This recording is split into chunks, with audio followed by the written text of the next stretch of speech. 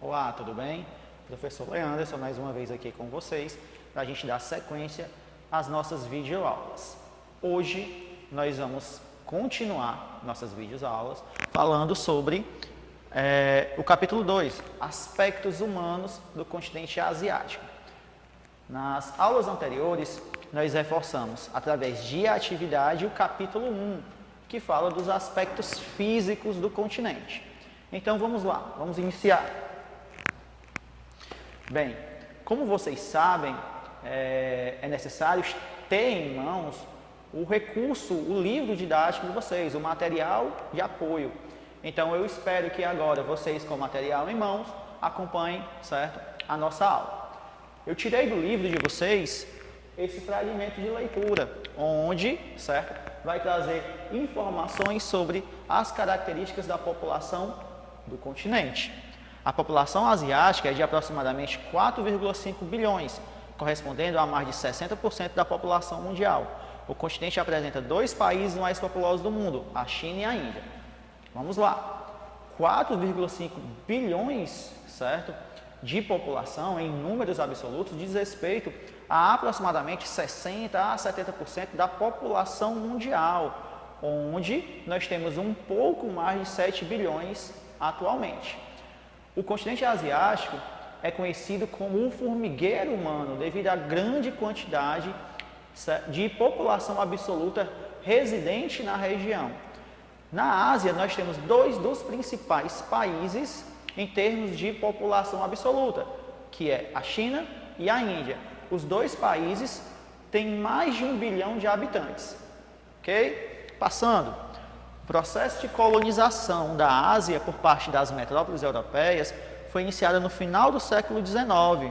No entanto, esse processo não ocorreu de forma igual em todo o continente, já que a Ásia Ocidental e o Sudeste Asiático foram mais intensamente colonizados. Na nossa primeira aula dessa unidade, certo, vocês viram uma divisão geográfica, certo, no continente asiático. Dentre elas, nós temos o destaque positivo a Ásia Ocidental, que é a região que se localiza historicamente as primeiras manifestações humanas, ou seja, foi dali que o homem se dispersou para o restante do continente asiático e por outros continentes, como também o Sudeste Asiático, formado por países, certo, que são referências no que diz respeito à tecnologia, certo, como o Japão, como a Coreia do Sul ou até mesmo como a China. A China e a Índia tiveram um processo de resistência mais conflituoso à inserção de uma nova cultura, ou seja, se fecharam bastante, não permitiram a entrada dessa cultura ocidental europeia no seu território. Então, eles tiveram uma certa resistência. O contato de diferentes culturas milenares já presentes na Ásia com as civilizações imperialistas do Ocidente, no contexto das antigas rotas comerciais, culmina em um cenário de grande diversidade populacional.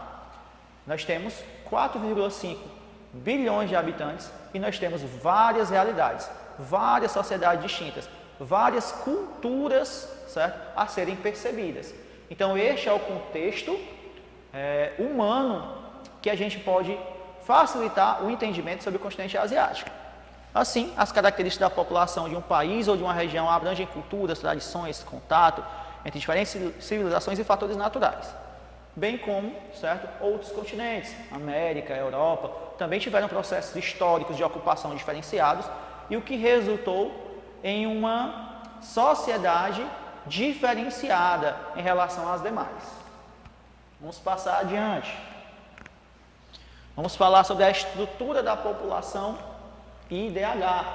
Para quem não lembra, IDH diz respeito ao Índice de Desenvolvimento Humano, medido através de 3 aspectos: grau de escolaridade, expectativa de vida e renda per capita. Nós vamos inserir 2 tabelas para que vocês tenham, certo, um maior poder de observação para a gente fazer essa comparação, ok? Nós vamos dar 2 referências, 2 tabelas de 2 regiões asiáticas.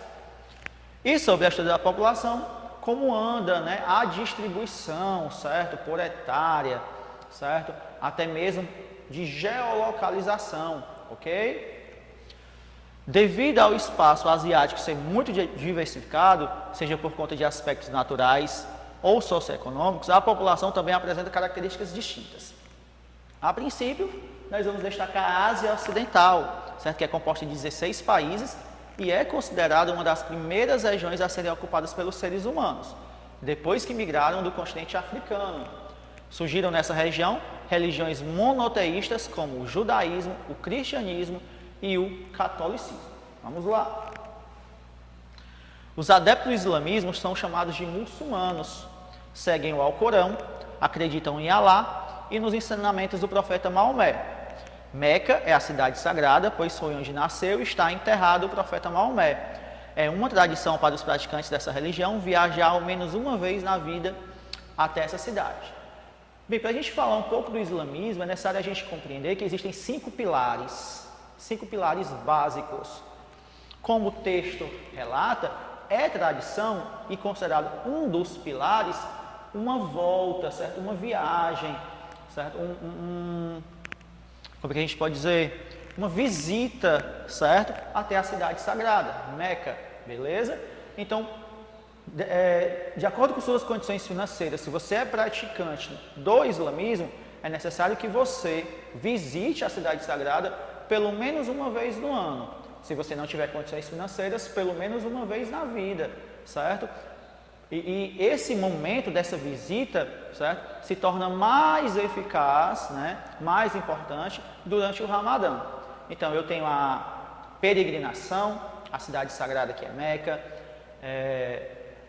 orar 5 vezes ao dia, voltado para a cidade sagrada, praticar a caridade, já temos 3, jejuar no Ramadã e respeitar, honrar o Alá, que é a sua divindade, beleza? Então é a religião conflituosa em relação às questões políticas, econômicas e religiosas, resultado da exploração de seus recursos naturais e da divergência entre seguidores de diferentes religiões. Além disso, as disparidades socioeconômicas foram influenciadas também pela colonização. Vamos lá apresentar aquela tabela que eu disse para vocês.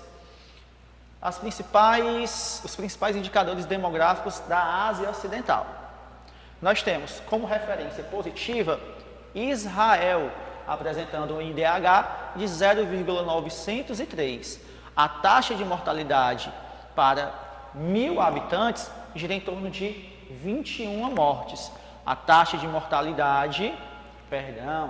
taxa de natalidade por 1.000 habitantes, 21, e a taxa de mortalidade, 5. Então, a gente repara que há um crescimento vegetativo, certo? O número de natalidade supera o número de mortalidade na região. A expectativa de vida gira em torno de 82,4 anos e uma população formada com 6.064.036 habitantes. Esse é o destaque positivo, certo, da Ásia Ocidental. Até a gente perceber, certo, que vem caindo, certo, o IDH, o Índice de Desenvolvimento Humano, chegando até o Iêmen. Preste atenção no IDH 0,452. Professor, eu reparei que tem uma diferença, né, de 0,452 a 0,903. O que significa isto? Por que que o Israel está crescendo? O IDH é contabilizado a partir de um cálculo matemático, uma variação de 0 a 1. Quanto mais próximo de 1, melhor é o desenvolvimento social. Quanto mais próximo de 0, consequentemente, pior é esse desenvolvimento. Assim, o Iêmen apresenta os piores indicadores sociais da Ásia Ocidental e Israel os melhores, ok? Então, nós temos aqui a tabela que vai indicar, que vai facilitar certo entendimento sobre essas diferenças culturais, essas diferenças sociais existentes dentro do continente asiático. Outra tabela, certo? Que vai trazer aspectos relacionados aos indicadores demográficos do sul da Ásia. Por que o sul da Ásia? No sul da Ásia a gente percebe um grande desnível, ou seja, os piores indicadores ali, de modo geral, assim, no todo, estão localizados no sul da Ásia. Sri Lanka, Maldivas, Índia, Butão, Bangladesh, Nepal e Paquistão apresentam indicadores sociais abaixo do padrão, certo? Nós temos o Sri Lanka com maior IDH, nós temos o Paquistão com menor IDH dessa geolocalização, dessa região, ok? Mas o grande destaque, gostaria de chamar a atenção de vocês, é para a Índia, com IDH de 0,640, uma taxa de natalidade de 21 por mil habitantes e taxa de mortalidade 8 para mil habitantes. Expectativa de vida girando em torno de 68 anos, certo? E população 1.311 milhões 50.527 habitantes. Bem, como vocês sabem, a Índia, certo, é uma das referências no que diz respeito à população absoluta. Devido a essa população ser alta, elevada, existe uma variação dentro da própria sociedade, dentro da comunidade indiana.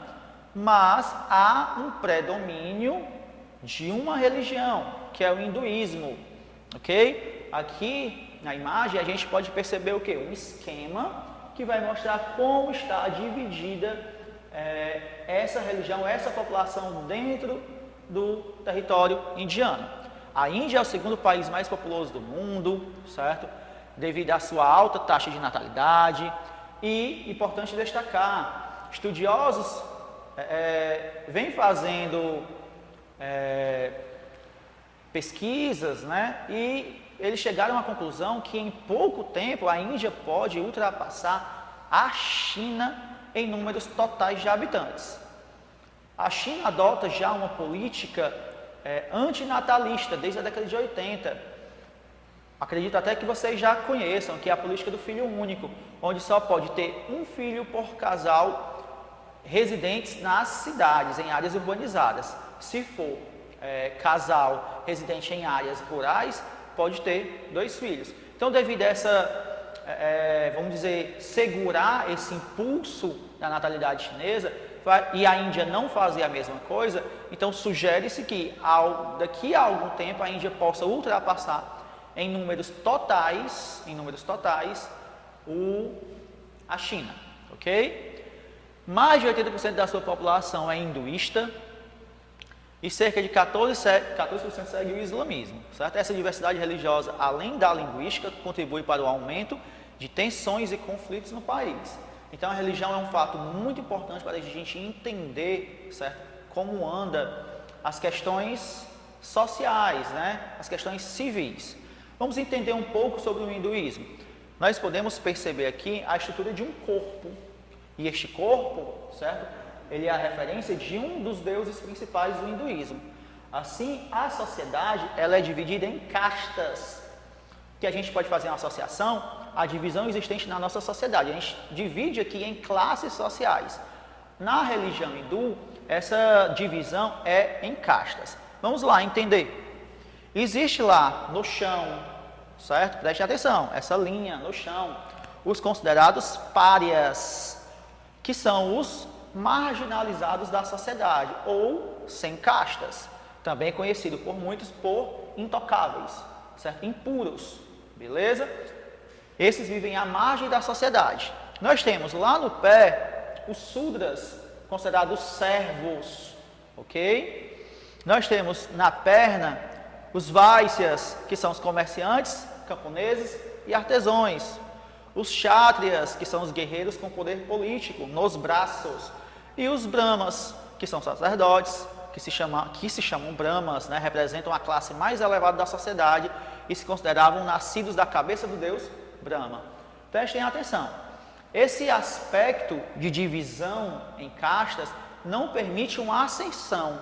Ou seja, se você nasce de uma família considerada pária, para o resto de sua vida, você vai ser um pária. Diferente da nossa divisão, né? Que você pode muito bem nascer em um seio familiar de uma classe baixa e ter uma ascensão social. Então, não existe essa escalada, ok? Nessa sociedade indiana, ok? Passando adiante, né, já visto um pouquinho sobre esse país continental que é a Índia. Vamos falar um pouco sobre a dinâmica populacional. Dinâmica diz respeito ao quê, pessoal? Dinâmica diz respeito a movimento, certo? Mudanças, beleza?